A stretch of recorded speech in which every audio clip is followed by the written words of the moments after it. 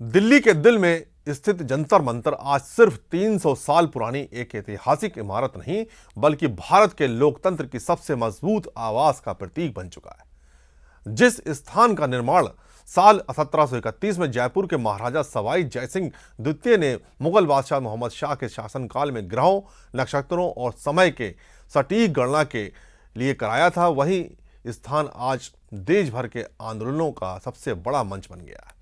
सवाई जयसिंह खुद खगोल विज्ञान के गहरे जानकार थे और उन्होंने अपनी दिल्ली सहित जयपुर, उज्जैन, वाराणसी और मथुरा में 5 प्रमुख वेधशालाओं का निर्माण कराया था। दिल्ली के जंतर मंतर में सम्राट यंत्र, जयप्रकाश यंत्र, राम यंत्र और मिश्र यंत्र जैसे विशाल वैज्ञानिक उपकरण स्थापित किए गए, जिनकी सहायता से सूरज की छाया के आधार पर समय, ग्रहों की स्थिति, नक्षत्रों की चाल और खगोलीय घटनाओं का अध्ययन किया जाता था। उस दौर में आधुनिक दूरबीनें और कंप्यूटर नहीं थे, इसलिए पत्थर और ईंटों से बने ये यंत्र विज्ञान और भारतीय गणितीय ज्ञान का अद्भुत उदाहरण थे। समय बदला, दिल्ली का विस्तार हुआ और जंतर मंतर संसद भवन, केंद्रीय मंत्रालयों और राष्ट्रपति भवन और कनॉट प्लेस जैसे सत्ता के केंद्रों के बिल्कुल नजदीक आ गया। आज़ादी के बाद कई दशकों तक बड़े जन आंदोलन इंडिया गेट के पास स्थित बोट क्लब में आयोजित होते थे, लेकिन सुरक्षा कारणों और प्रशासनिक प्रतिबंधों के चलते 1990 के दशक में विरोध प्रदर्शनों का प्रमुख स्थल जंतर मंतर को बनाया गया।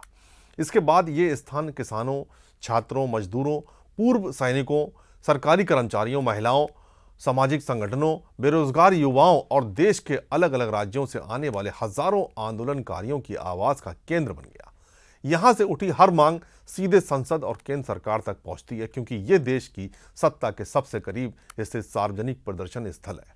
मीडिया की लगातार मौजूदगी ने भी जंतर मंतर को राष्ट्रीय बहस का केंद्र बना दिया, जहां होने वाला हर धरना पूरे देश की सुर्खियां बन जाता है। पिछले 3 दशकों में ये स्थल अनेक ऐतिहासिक आंदोलनों का गवाह रहा है और हर बार ये साबित हुआ कि लोकतंत्र में जनता की आवाज़ को अनदेखा करना आसान नहीं होता। पिछले कई सालों में यहाँ कई बड़े छात्र आंदोलन ने भी देश का ध्यान खींचा है, चाहे वो विश्वविद्यालयों में फीस की वृद्धि के खिलाफ प्रदर्शन हो, भर्ती परीक्षाओं में अनियमितताओं के खिलाफ युवाओं का आक्रोश हो, या फिर शिक्षा और रोजगार से जुड़े मुद्दों पर लगातार उठती आवाजें। इन छात्र प्रदर्शनों ने जंतर मंतर को एक बार फिर नई ऊर्जा और नई पीढ़ी की उम्मीदों का केंद्र बना दिया। देर रात तक जुटी भीड़, नारों की गूंज और शांतिपूर्ण धरनों ने यह दिखाया कि युवा वर्ग भी अपने अधिकारों और भविष्य को लेकर पहले से कहीं अधिक जागरूक और सक्रिय रहे। आज एक बार फिर जंतर मंतर सुर्खियों में है।